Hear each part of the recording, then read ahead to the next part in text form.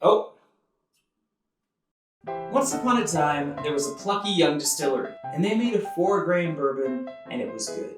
But that wasn't enough for them, so they made a 5-grain bourbon, and aged it using solera casks. And still, that wasn't good enough. So what did they do? They blended those 2 bourbons together, and aged them in both French oak casks and Islay single malt casks. What could possibly go wrong?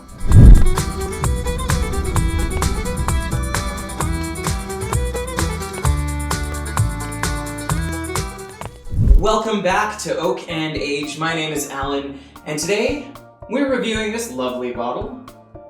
This is Oppidan?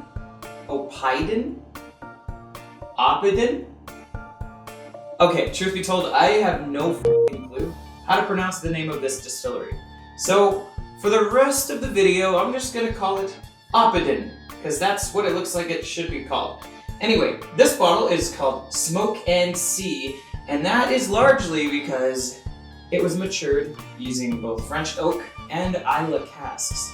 Now, if you weren't aware, whiskey gets a lot of its flavor from the oak, and especially in the Scotch world, they often use secondhand oak casks.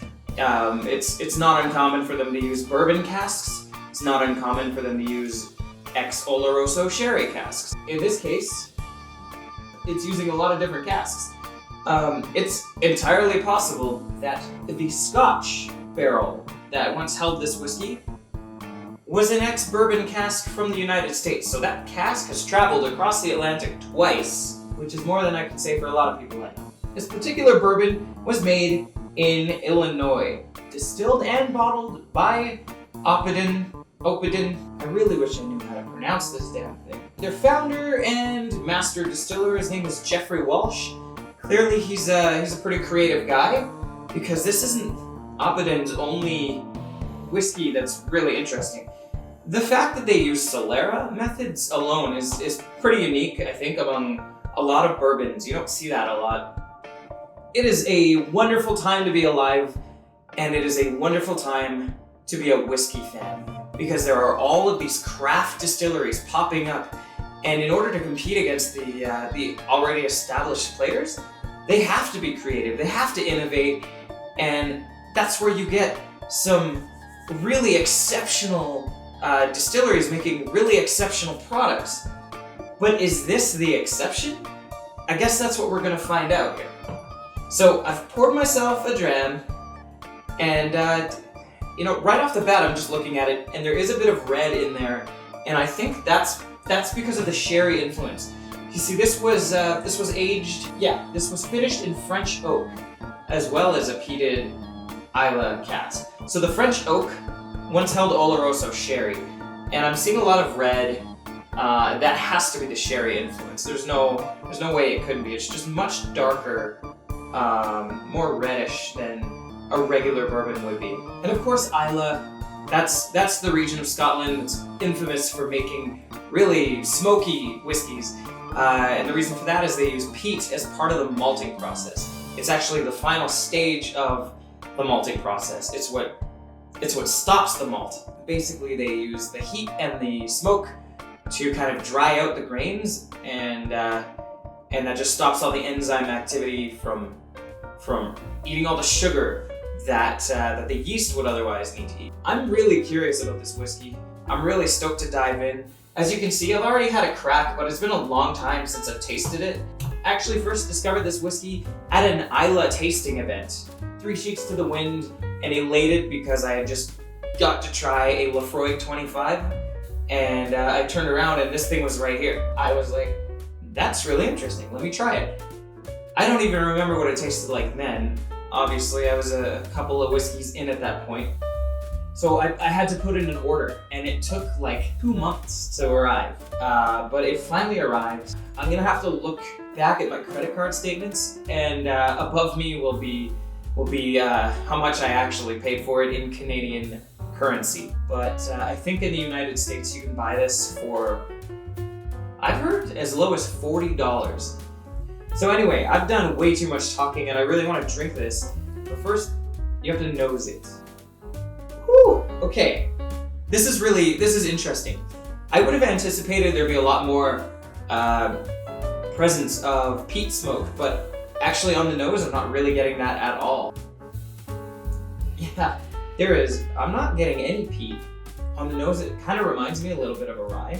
There's a lot of, there's your typical bourbon nosing notes, like there's cherry, stone fruit. Yeah, I don't know. That's a very unique nose. I really don't know. It's throwing me for a bit of a loop here. Maybe some brown sugar or some honey? I'm going to taste it now. Oh! Okay, there's the smoke. The smoke is it's almost at the forefront of the palate. There's not a very long finish with this bourbon I'm finding, but I'm picking up on some vegetal notes. Almost like green pepper. It's almost a little bit chocolatey.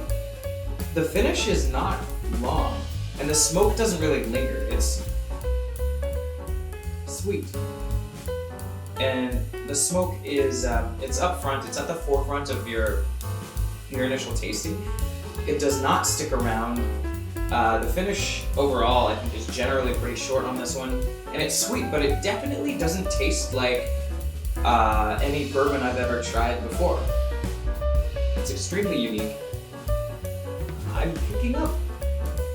I mean, it might just be in my head because I know that that some of that French oak this was finished in housed sherry, but I almost get a little bit of a sherry hint to the flavor. But since I know it's there, I think I'm looking for it, if I'm being completely honest. But I have to say, it is rather unique and pretty tasty. I enjoy it. But how does it fare against our completely subjective must-have scorecard? I'm glad you asked. Okay, if you don't know, the scorecard consists of 3 parameters that I'm looking for. Would I recommend it? Would I buy it again? And was it a good value? So these are the things I score all of my whiskeys against. It is not a reflection of whether or not they're good. A high score on this scorecard doesn't necessarily mean it's the best whiskey in the world. It doesn't necessarily make it my favorite. I'm looking for all of these factors that make it a must-have that would allow this whiskey to be at home in anyone's collection. That's really what I'm aiming for here. So let's start with the recommendation. Out of 5, I'm going to have to give this probably like a 2.5. And the reason for that is it doesn't really fit into any one particular flavor profile. I mean, it might appeal to bourbon lovers, but it might not, because it does deviate quite a bit from what I would say is the traditional flavor profile of a bourbon. And frankly, there's just not enough peatiness and smoke on the palate or in the nose to necessarily appeal to people who are, more scotch oriented. So I think it kind of falls flat on both fronts. Now that's not to say it doesn't taste good.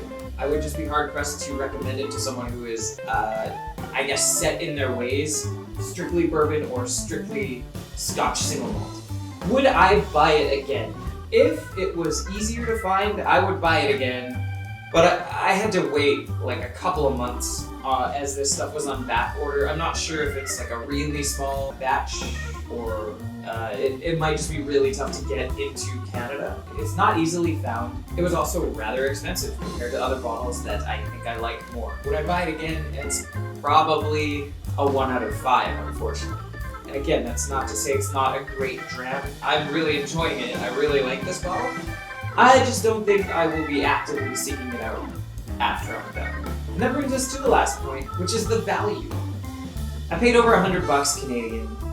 That's a lot of money for a bottle that isn't necessarily high on my list of favorites. $100 is a fair amount to spend on a bottle.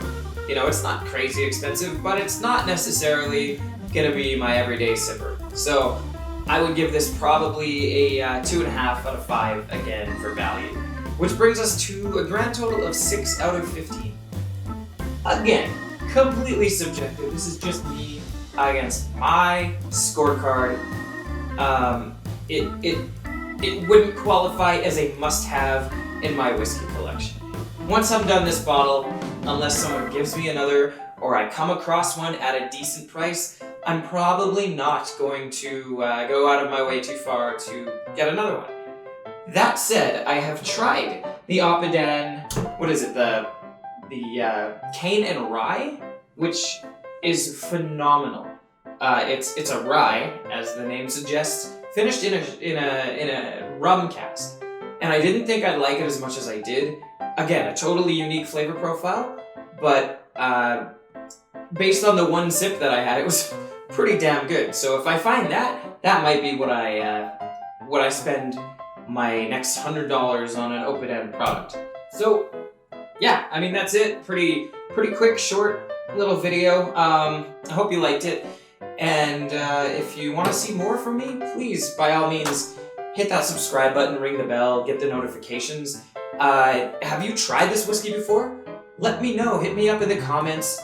Slide into my DMs. I'm on Instagram at OakenAge. I'm happy to have a conversation with you there. Is there anything you'd like to see me review? Let me know. Get in touch. And until next time, please drink responsibly, and we'll see you again later.